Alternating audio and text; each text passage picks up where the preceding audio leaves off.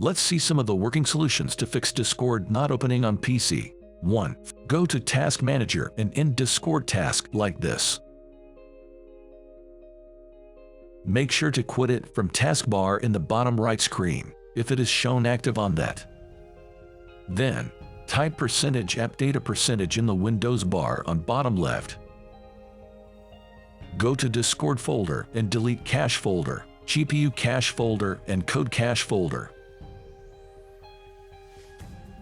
After doing this, open Discord right-clicking and run as administrator.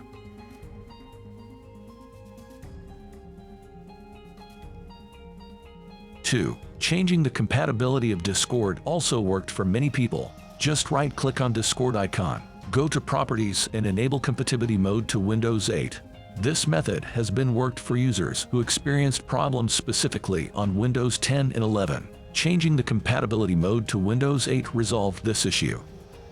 3. If the above solutions didn't work, go to Control Panel and uninstall Discord and Discord.com.